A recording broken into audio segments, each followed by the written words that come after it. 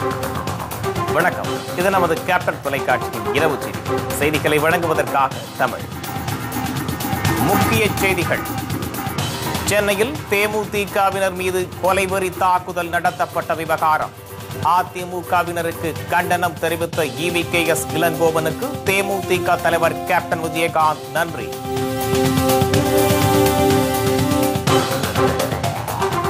சென்னை உட்பட தமிழகத்தின் பல்வேறு பகுதிகளில் மீண்டும் கனமழை. கனமழை காரணமாக கடலூர் மாவட்டத்தில் நாளை பள்ளி கல்லூரிகளுக்கு விடுமுறை.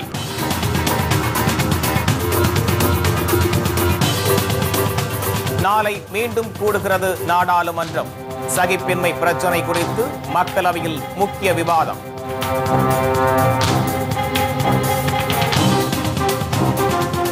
கச்சத்தீவு அருகே மீன்பிடித்துக் கொண்டிருந்த தமிழக மீனவர்கள் 8 பேர் கைது.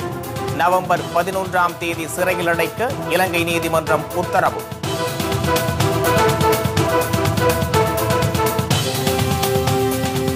சரக்கு மற்றும் சேவை வரி மசோதாவை நிறைவேற்ற அனைத்து கட்சிகளும் ஆதரவு தர வேண்டும். மத்திய அமைச்சர் பொன் ராதாகிருஷ்ணன், தமிழிசை சவுந்தரராஜன் உள்ளிட்டோர் வலியுறுத்தல்.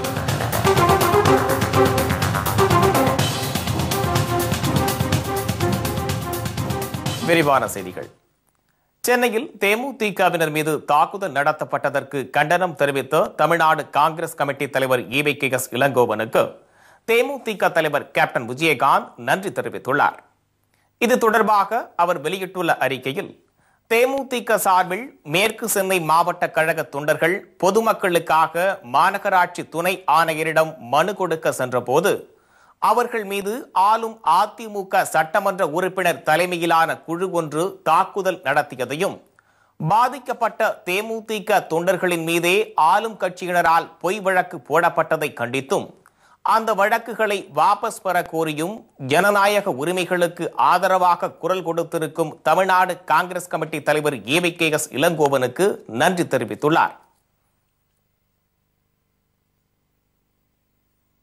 மழை வெள்ள பாதிப்பிலிருந்து மீள்வதற்குள் சென்னை உட்பட தமிழகத்தின் பல்வேறு பகுதிகளில் மீண்டும் கனமழை பெய்து வருகிறது. அண்மையில் பெய்த கனமழையினால் சென்னை, திருவள்ளூர், கடலூர், காஞ்சிபுரம், தூத்துக்குடி உட்பட பல்வேறு மாவட்டங்கள் வெள்ளக்காடானது. இந்நிலையில் மழை நிவாரணப் பணிகள் இன்னும் நிறைவடையாத நிலையில் சென்னை உட்பட மாநிலத்தின் பல்வேறு பகுதிகளில் பரவலாக மழை பெய்து வருகிறது. சென்னையில் அண்ணாநகர், சைதாப்பேட்டை, கிண்டி, கோயம்பேடு, வேளச்சேரி, தரமணி உள்ளிட்ட பகுதிகளில் மழை பெய்து வருகிறது. இதேபோல் காஞ்சிபுரம், ஈரோடு, திருவண்ணாமலை, திருவாரூர், திண்டுக்கல், தூத்துக்குடி, தஞ்சை உள்ளிட்ட மாவட்டங்களிலும் மழை பெய்து வருகிறது. தொடர் மழையினால விவசாயிகள் ரொம்ப பாதிக்கப்படுறாங்க. இடையில கொஞ்சம் கேப் விட்டுச்சு 2 நாள். இப்போ மறுபடியும் தொடர்ந்து மழை பெய்யறதுனால வாகனம் ஓட்டுறதுக்கு ரொம்ப சிரமமாக இருக்குது. சாலைகள்லாம் ரொம்ப பழுதாக இருக்குது. தூர்வாத ஒரு காரணம் மழை நீரானது வடிகால் ஆகாமல் அங்கங்கே தேங்கி நிற்குது. இந்த 2 நாளில் சாலையை சரி பண்ணியிருக்கலாம், அதை இது வரைக்கும் சரி பண்ணலை. இப்போ இந்த மழை ரொம்ப மோசமாக இருக்குது. வண்டி ஓட்டுறது கஷ்டமாக இருக்குது, வாகனம் பழுது அடையுது. கனமழை காரணமாக கடலூர் மாவட்டத்தில் பள்ளி மற்றும் கல்லூரிகளுக்கு நாளை விடுமுறை அறிவிக்கப்பட்டுள்ளது. புதுச்சேரியில் பள்ளிகளுக்கு மட்டும் நாளை விடுமுறை விடப்பட்டுள்ளது. இதனிடையே தெற்கு அந்தமான் பகுதியில் புதிய காற்றழுத்த தாழ்வு நிலை உருவாகியுள்ளதால் தமிழகம் மற்றும் புதுச்சேரியில் அடுத்த 24 மணி நேரத்தில் ஓரிரு இடங்களில் மழை பெய்ய வாய்ப்புள்ளதாக வானிலை ஆய்வு மைய இயக்குநர் ரமணன் தெரிவித்துள்ளார். நேற்று தென்மேற்கு வங்கக்கடல் பகுதியில் நிலை கொண்டிருந்த அந்த காற்றழுத்த தாழ்வு நிலையானது இன்று காலை 8 மணி அளவிலே தென்மேற்கு வங்கக்கடல் மற்றும் அதை ஒட்டியுள்ள இலங்கையில் காற்றழுத்த தாழ்வு நிலையாக நீடிக்கின்றது. ஒரு புதிய காற்றழுத்த தாழ்வு நிலை தென்கிழக்கு வங்கக்கடல் மற்றும் அதை ஒட்டியுள்ள தெற்கு அந்தமான் கடல் பகுதியில் உதயமாகி உள்ளது. வாரம் 24 மணி நேரத்தை பொறுத்தவரையிலே இந்த நிகழ்வுகளின் காரணமாக தமிழகம் மற்றும் புதுச்சேரியில் ஒரு சில இடங்களில் நாம் மழை எதிர்பார்க்கலாம். வட கடலோர மாவட்டங்களை பொறுத்தவரை ஓரிரு இடங்களில் கனமழையும் இருக்கக்கூடும். ஏற்கனவே தென்மேற்கு வங்கக்கடலில் உருவான காற்றழுத்த தாழ்வு நிலை அதே இடத்தில் நிலை கொண்டிருப்பதால் கடலோர மாவட்டங்களில் கனமழை பெய்யும் என்றும் ரமணன் தெரிவித்துள்ளார்.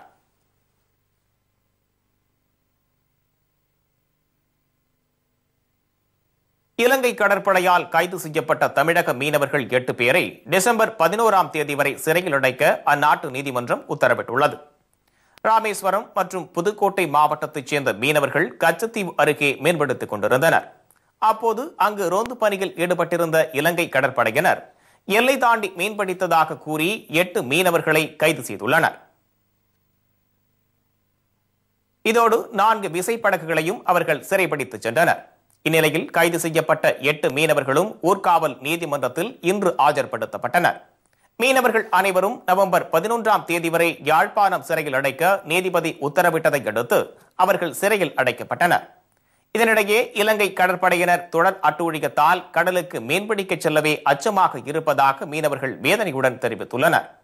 இந்த விவகாரம் தொடர்பாக மத்திய மாநில அரசுகள் இலங்கை அரசுடன் பேச்சுவார்த்தை நடத்தி மீனவர்கள் மற்றும் படகுகளை விடுவிக்க நடவடிக்கை எடுக்க வேண்டும் என்று மீனவர்கள் கேட்டுக் கொண்டுள்ளனர்.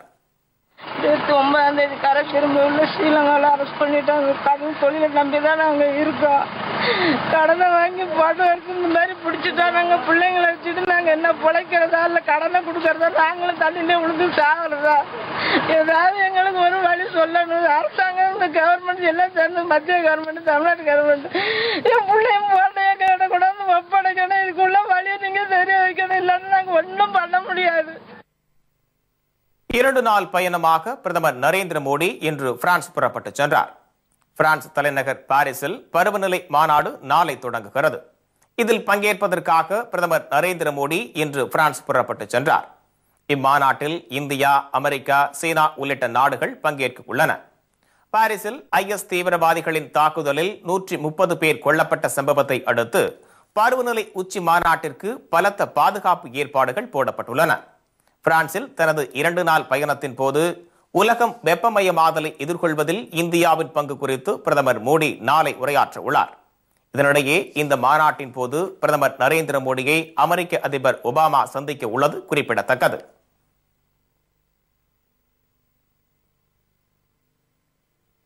சகிப்பின்மை பிரச்சினை குறித்து நாடாளுமன்றத்தில் நாளை விவாதம் நடத்தப்படுகிறது. சமீப காலமாக நாட்டில் சகிப்பின்மை அதிகரித்து வருவதாக எதிர்க்கட்சிகள் குற்றம் சாட்டி வருகின்றன. குறிப்பாக உத்தரப்பிரதேச மாநிலம் தாத்ரியில் நடைபெற்ற மாட்டிறைச்சி பிரச்சினை, கர்நாடகாவில் கன்னட எழுத்தாளர் கல்புர்கி படுகொலை ஆகியவற்றால் நாட்டில் சகிப்பின்மை அதிகரித்து விட்டதாக கூறி காங்கிரஸ் உள்ளிட்ட எதிர்க்கட்சிகள் இதுபற்றி நாடாளுமன்றத்தில் விவாதம் நடத்த வேண்டும் என்று வலியுறுத்தின. இதனிடையே அண்மையில் பிரபல இந்தி நடிகர் அமீர்கான் குடும்பத்துடன் நாட்டை விட்டு வெளியேறும் உணர்வு தனக்கு தோன்றியிருப்பதாக தெரிவித்ததால் சகிப்பின்மை பிரச்சினை மீண்டும் வெடித்தது. இந்த நிலையில் மார்க்சிஸ்ட் கம்யூனிஸ்ட் MP கருணாகரன் மற்றும் காங்கிரஸ் MP வேணுகோபால் ஆகியோர் சகிப்பின்மை குறித்து விதி 193 கீழ் நாடாளுமன்றத்தில் விவாதிக்க கோரி சபாநாயகர் சுமித்ரா மகாஜனுக்கு நோட்டீஸ் அனுப்பியிருந்தனர். இந்த நோட்டீஸை சபாநாயகர் ஏற்றுக்கொண்டதை அடுத்து நாடாளுமன்றத்தில் நாளை சகிப்பின்மை பிரச்சினை பற்றி காரசார விவாதம் நடைபெறும் என தெரிகிறது.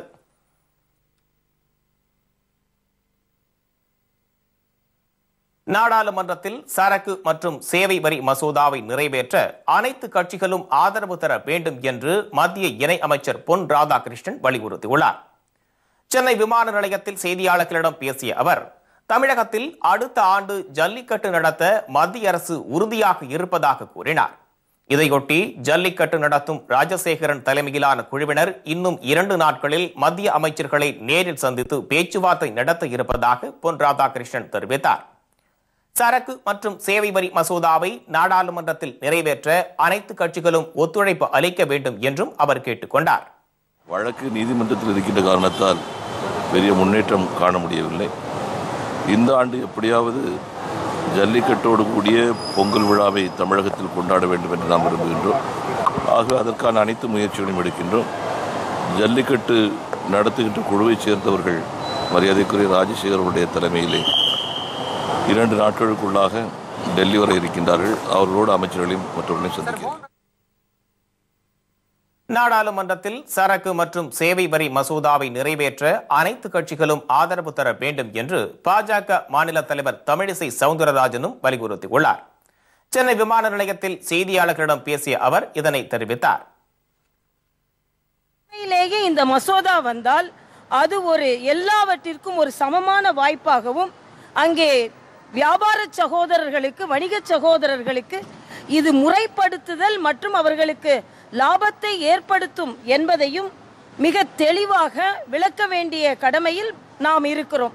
அதனால் நிச்சயமாக பாரதிய ஜனதா கட்சியின் சார்பில் தமிழகத்தில் உள்ள அனைத்து இந்திய அண்ணா திராவிட முன்னேற்ற கழகத்திற்காகட்டும், திராவிட முன்னேற்ற கழகத்திற்காகட்டும் இதற்கு ஆதரவு தர வேண்டும். ஏனென்றால் இது நாட்டு மக்களுக்கு நல்லது செய்வது என்ற கோரிக்கை நான் வைப்பதில் தவறில்லை. தமிழகத்தில் ஏற்பட்டுள்ள மழை வெள்ளம் பாதிப்பு தொடர்பாக அனைத்து கட்சிகளையும் கூட்டி அவர்கள் தெரிவிக்கும் கருத்துக்களின் அடிப்படையில் நடவடிக்கை எடுக்க வேண்டும் என்று தமிழிசை சவுந்தரராஜன் தெரிவித்துள்ளார்.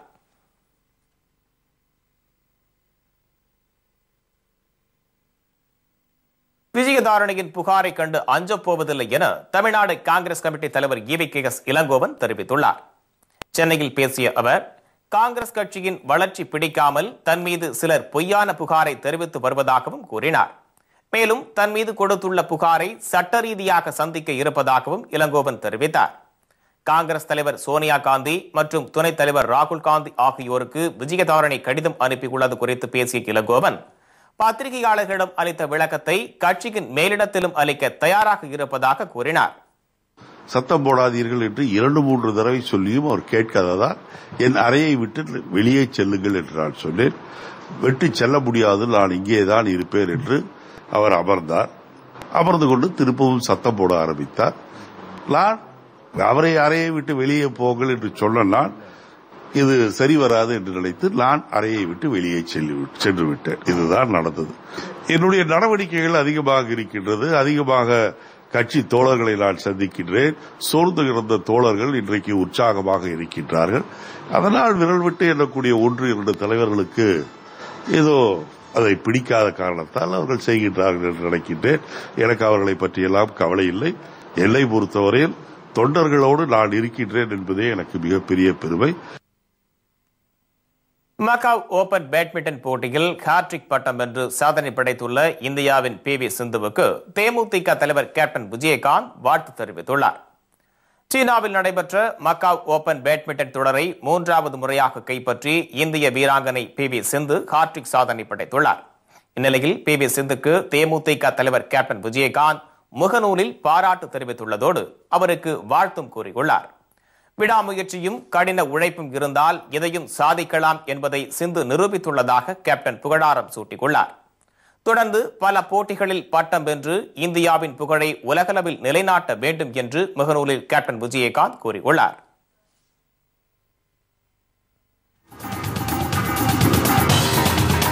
புதுச்சேரியில் மழை வெள்ளத்தால் பாதிக்கப்பட்ட பகுதிகளில் மத்திய குழு இன்று ஆய்வு. மத்திய அரசிடம் விரைவில் அறிக்கை தாக்கல்.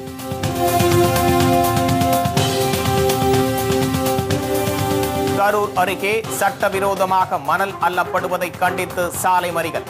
வலுக்கட்டாயமாக போலீசார் கைது செய்ததால் பரபரப்பு. மற்றும் பல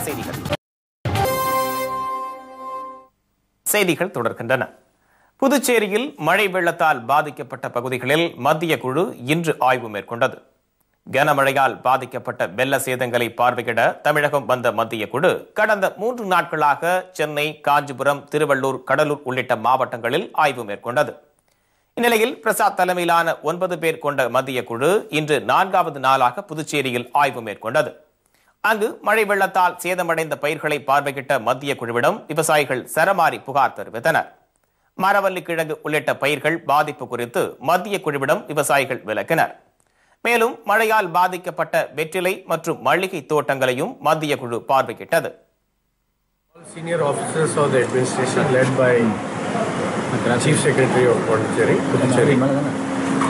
were all there, and we were told about the extensive damage that was caused by these unfortunate rains and floods, but we will continue to do so after this meeting. We will conduct an in-depth assessment of the damage done, looking at various aspects of the damage like damage to houses, damage to infrastructure, loss of life that has been caused, human lives and also animal lives.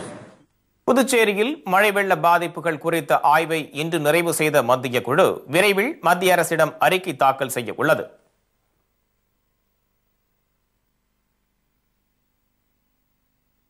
Karur அருகே சட்டவிரோதமாக மணல் அள்ளப்படுவதை கண்டித்து சாலை மறியலில் ஈடுபட்ட இந்திய ஜனநாயக வாலிபர் சங்கத்தினரை போலீசார் வலுக்கட்டாயமாக கைது செய்ததால் பரபரப்பு ஏற்பட்டது. கிருஷ்ணராயபுரம் அருகே உள்ள பல்வேறு இடங்களில் ஆளும் கட்சியினர் சட்டவிரோதமாக மணல் திருடி வருவதால் நிலத்தடி நீர் பாதிக்கப்பட்டு அங்கு விவசாயம் கேள்விக்குறியாக உள்ளது. இதனை கண்டித்து இந்திய ஜனநாயக வாலிபர் சங்கத்தினர் கிருஷ்ணராயபுரம் பேருந்து நிலையத்தில் சாலை மறியலில் ஈடுபட்டனர்.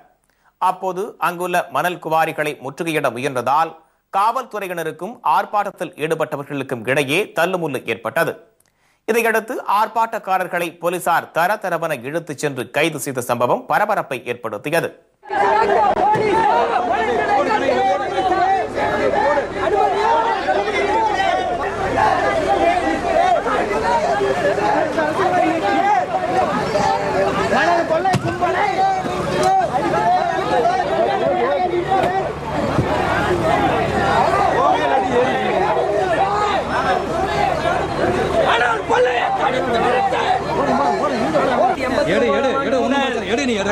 விதிமுறைகளை மீறி அதிமுக உள்ளூர் எம்பி எம்எல்ஏ அரசாங்கங்களுக்கு பங்கு என்பது இருக்கிறது. போலீஸ் அதிகாரிகள் உதவியோடு போலீஸ் பாதுகாப்புடன் என்பது நடந்து வருகிறது. எங்கள் ஜனநாயக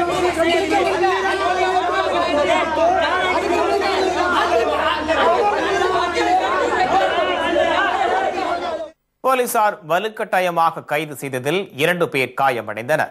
இச்சம்பவத்தால் அங்கு பதற்றமான சூழல் ஏற்பட்டுள்ளதால் 100க்கும் மேற்பட்ட போலீசார் குவிக்கப்பட்டனர்.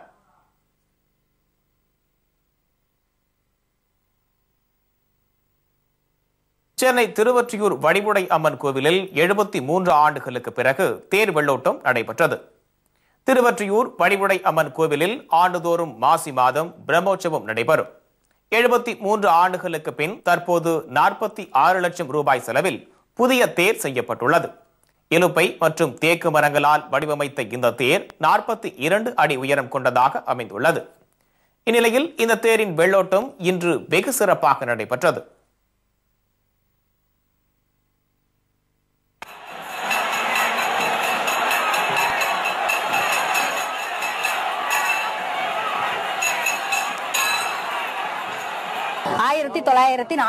வருஷம் நின்ன தேர் இழுத்த தேரை இந்த வருஷம் 2015 74 வருஷம் கழிச்சு 3வது தலைமுறையா எங்களுக்கு இந்த பிராப்தம் கிடைச்சிருக்கு. சன்னதி தெருவில் புறப்பட்டு டிஎச் சாலை, தெற்கு, மேற்கு மற்றும் வடக்கு மாட வீதிகள் வழியாக வந்து மீண்டும் சன்னதி தெருவில் உள்ள நிலைக்கு தேர் வந்து சேர்ந்தது. இதில் ஏராளமான பக்தர்கள் கலந்து கொண்டு தேரை வடம் பிடித்து இழுத்தனர்.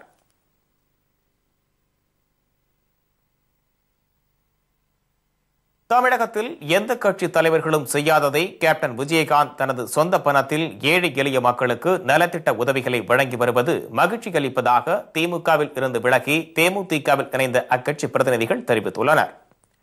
சேலத்தில் மாற்றுக் கட்சியில் இருந்து விலகி தேமுதிகவில் இணையும் நிகழ்ச்சி புதிய பேருந்து நிலையம் அருகே உள்ள மாநகர மாவட்ட கட்சி அலுவலகத்தில் நடைபெற்றது.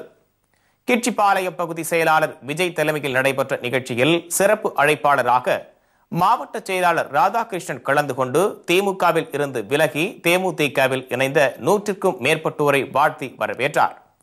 இந்நிகழ்ச்சியில் கட்சி நிர்வாகிகள், தொண்டர்கள் உள்ளிட்ட பலர் கலந்து கொண்டனர்.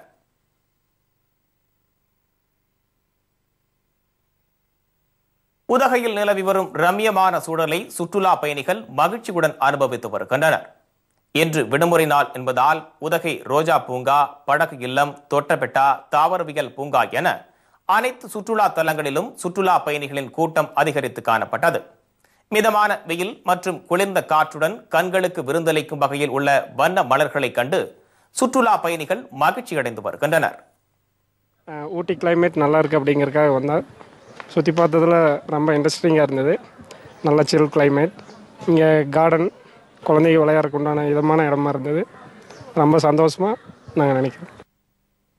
தர்மபுரி அருகே மக்களுக்காக மக்கள் பணி என்ற மகத்தான திட்டத்தின் மூலம் ஏழை மாற்றுத்திறனாளி ஒருவருக்கு தேமுதிக சார்பில் பெட்டிக்கடை வைத்துக் கொடுக்கப்பட்டது.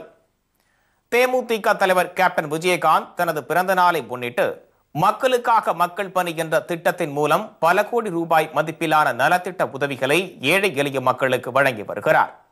இந்நிலையில் தருமபுரி மாவட்டம் பொன்னாகரம் ஒன்றியத்திற்குட்பட்ட நாகனம்பட்டி கிராமத்தில் ஏழை மாற்றுத்திறனாளி ஒருவருக்கு தேமுதிக சார்பில் புதிதாக பெட்டிக்கடை வைத்துக் கொடுக்கப்பட்டது.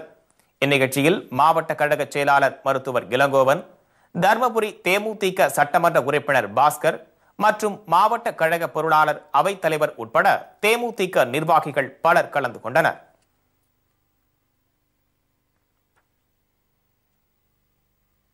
நாகை அருகே இறந்தவரின் உடலுடன் 4 நாட்கள் போராட்டம் நடைபெற்ற நிலையில் அரசு ஊழியர்களே உடலை அடக்கம் செய்த சம்பவம் பெரும் பரபரப்பை ஏற்படுத்தியது. நாகை மாவட்டம் மயிலாடுதுறை அருகே உள்ள திருநாள் கொண்டச்சேரி கிராமத்தில் மயான பாதை இல்லாததால் அங்கு வசிக்கும் தலித் மக்கள் பெரும் சிரமத்திற்கு ஆளாகி வருகின்றனர். கடந்த 26ஆம் தேதி அப்பகுதியைச் சேர்ந்த குஞ்சம்மாள் என்பவர் இறந்துள்ளார். அவரை அடக்கம் செய்வதற்கு மற்ற சமூகத்தின் தெருவழியாக அனுமதி மறுக்கப்பட்டதை அடுத்து தங்கள் சமூகத்தினருக்கு மயான பாதை அமைத்து தரும் வரை போராட்டத்தை கைவிட மாட்டோம் என கூறி இறந்த உடலுடன் அப்பகுதி மக்கள் தொடர் போராட்டத்தில் ஈடுபட்டு வந்தனர். இதனால் சுகாதார சீர்கேடு ஏற்படாமல் இருக்கும் வகையில் பலத்த போலீஸ் பாதுகாப்புடன் வருவாய்த்துறை ஊழியர்களே குஞ்சம்மாளின் உடலை கடலாழி ஆற்றங்கரையில் அடக்கம் செய்தனர். இறந்து போய் இன்னைக்கு ஞாயிற்றுக்கிழமை ஆச்சு 4 நாள் ஆயிட்டுங்க. நாங்கள் அடக்கம் பண்ணுறதுக்கு எங்கள் ஊரில் சுடுகாட்டு பாதை கிடையாது. சுடுகாட்டு பாதை கிடையாதுனாக்கா 4 பீரியடாக இந்த ஊரில் விஜிகே செந்தில்நாத் தான் அதிமுக பிரசிடென்ட். அவர் தான் பல முறை கலெக்டர் எங்கள்கிட்ட நான் கலெக்டர் போய் மனு கொடுத்து எங்களுக்கு இதுமாரி நிரந்தரமாக மயான பாதை, மயான சாலை, தெருவுக்கான சாலை வேணும் அப்படின்னு சொல்லிட்டு எத்தனை முறை கூப்பிட்டு சொன்னோம். பல முறை எங்களுக்கு ஒரு 14 முறை பேச்சுவார்த்தை நடத்துகிறேன். கலெக்டர் 2 மாதத்தில் பண்ணி கொடுத்துட்றேன், 1 மாதத்தில் பண்ணி கொடுத்துட்றேன் அப்படின்னு. இது நீடிச்சுன்னா நாங்கள் கண்டிப்பாக இந்த மாதத்துலேருந்து வெளியேறதுக்கான ஒரு நிலைமை கட்டாயமாக வரும். நாங்கள் அதில் மாறுறதுங்கிறத ஒரு தெளிவான ஒரு முடிவோடு இருக்கோம். ஏன்னா எங்களுக்கு ஒரு தீர்க்கமான ஒரு முடிவை அரசு சீக்கிரமாக சொல்லணும். உதகையில் பீட்ரூட் சாகுபடியில் விவசாயிகள் அதிக ஆர்வம் காட்டி வருகின்றனர். உதகை மற்றும் அதன் சுற்றுவட்டார பகுதிகளில் உருளைக்கிழங்கு, பீட்ரூட், கேரட் உட்பட பல்வேறு வகையான மலை காய்கறிகள் அதிக அளவில் பயிரிடப்பட்டு வருகிறது. இந்நிலையில் தற்போது பீட்ரூட் சாகுபடியில் உதகை விவசாயிகள் அதிக ஆர்வம் காட்டி வருகின்றனர். மேலும் சந்தையில் 1 கிலோ பீட்ரூட் 35 ரூபாய் வரை விற்பனையாவதால் விவசாயிகள் மகிழ்ச்சி அடைந்துள்ளனர். வந்துங்க அதிகமாக உருளைக்கிழங்கு தான் இங்கே பயிரிடுவோம். ஆனால் இந்த வருஷம் பார்த்தோன்னா சரி கொஞ்சம் பீட்ரூட் போடலான்னு சொல்லி போட்டோங்க. ஆரம்பத்தில் நல்லா பயிரெலாம் நல்லா வந்ததுங்க. இப்போ ஒரு மாதமாக மழை அதிகமாக பெய்யறதுனால கொஞ்சம் மகசூல் கம்மியாக இருக்குங்க. ஆனால் மகசூல் குறைஞ்சாலும் ஆனால் விலை அதிகமாக இருக்குது. இப்போ 30-35 ரூபா வரைக்கும் போகுதுங்க. இங்கு அறுவடை செய்யப்படும் பீட்ரூட் உதகை, மேட்டுப்பாளையம் உள்ளிட்ட பல்வேறு இடங்களுக்கு எடுத்துச் செல்லப்பட்டு விற்பனை செய்யப்பட்டு வருகிறது.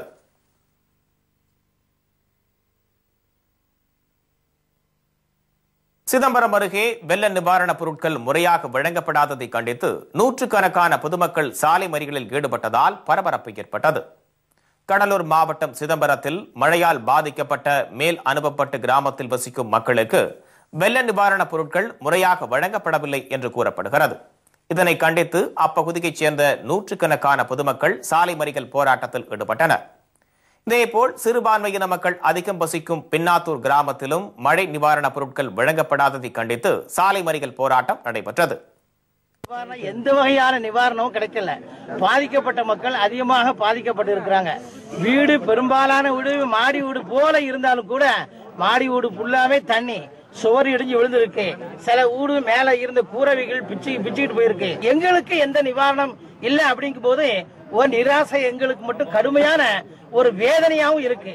எல்லாம் பார்க்கும்போது எங்களை மட்டும் வேணும்னே ஒதுக்கி விட்டாங்களோ, சிறுபான்மை மக்கள் அப்படிங்கறதுக்காண்டி ஒதுக்கி விட்டாங்களோன்னு சொல்லி மிகப்பெரிய ஒரு கேள்வியா இருக்கு. நகரின் இருவேறு பகுதிகளில் நடைபெற்ற இந்த மறியல் போராட்டங்களினால் கடலூர் சிதம்பரம் நெடுஞ்சாலையில் சுமார் 2 மணி நேரத்திற்கு மேலாக போக்குவரத்து பாதிக்கப்பட்டது.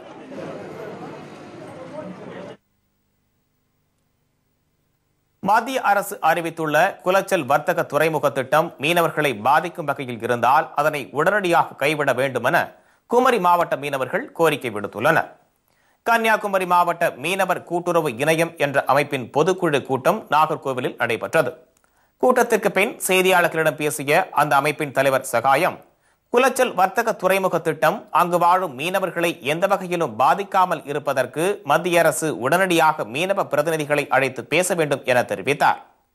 மேலும் அத்திட்டம் மீனவர்களை பாதிக்குமேயானால் அதனை உடனடியாக நிறுத்திவிட்டு மாற்று வழி ஏற்படுத்த வேண்டும் எனவும் அவர் கேட்டுக்கொண்டார். வெள்ளை அறிக்கையை மத்தியில் அரசு வெளியிட வேண்டும் என்று பல்வேறு பகுதி கடற்கரை கிராம மக்கள் வலியுறுத்திய பிறகும் இதுவரையிலும் எந்தவித பதிலும் அளிக்காமல் மௌனம் சாதிக்கிறது. கடற்கரையில் வாழும் அனைத்து மீனவ மக்கள் மற்றும் மீனவ கூட்டத்தங்கள் ஒருங்கிணைத்து மிக பெரிய அளவில் சுமார் 1 லட்சம் மீனவர்களை ஒன்று திரட்டி மீனவர் தினமான டிசம்பர் 26ஆம் தேதி பெரிய அளவில் மாவட்ட ஆட்சித்தலைவரை முற்றுகையிடும் போராட்டம் நடைபெறும் என்பதனை இதன் மூலம் தெரிவித்துக் கொள்கிறோம். குமரி மாவட்டத்தில் மீன்வளக் கல்லூரி அமைக்கப்பட வேண்டும் எனவும் சகாயம் அப்போது கேட்டுக்கொண்டார்.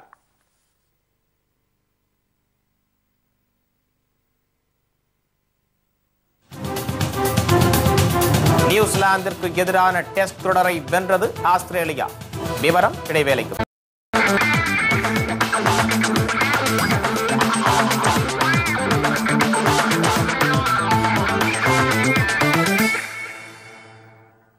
செய்திகள் தொடர்கின்றன. நியூசிலாந்திற்கு எதிரான 3வது மற்றும் கடைசி டெஸ்ட் போட்டியில் ஆஸ்திரேலிய அணி 3 விக்கெட் வித்தியாசத்தில் வெற்றி பெற்று தொடரை வென்றுள்ளது. கிரிக்கெட் வரலாற்றில் முதல் முறையாக பகல் இரவு டெஸ்ட் கிரிக்கெட் போட்டியாக அடிலேடில் நடைபெற்ற இப்போட்டியில் நியூசிலாந்து அணி தனது முதல் இன்னிங்ஸில் 202 ரன்களும் ஆஸ்திரேலியா 224 ரன்களும் எடுத்தன. இதனைத் தொடர்ந்து தனது இன்னிங்ஸை ஆடிய நியூசிலாந்து அணி 208 ரன்களுக்கு ஆல் அவுட் ஆனது. ஆஸ்திரேலிய அணி தரப்பில் சிறப்பாக பந்து வீசிய ஹேசில்வுட் 6 விக்கெட்டுகளை வீழ்த்தினார். 186 ரன்கள் எடுத்தால் வெற்றி என்ற எரிய இலக்குடன் களமிறங்கிய ஆஸ்திரேலிய அணி 51 ஓவர்களில் 7 விக்கெட் இழப்பிற்கு 187 ரன்கள் எடுத்து அபார வெற்றி பெற்றது.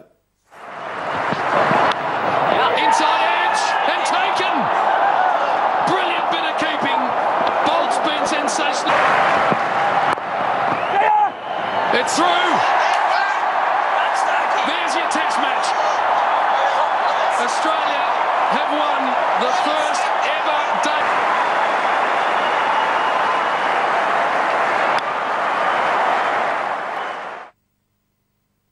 இப்போட்டியில் வெற்றி பெற்றதன் மூலம் 2-0 என்ற கணக்கில் டெஸ்ட் தொடரை ஆஸ்திரேலிய அணி கைப்பற்றியுள்ளது.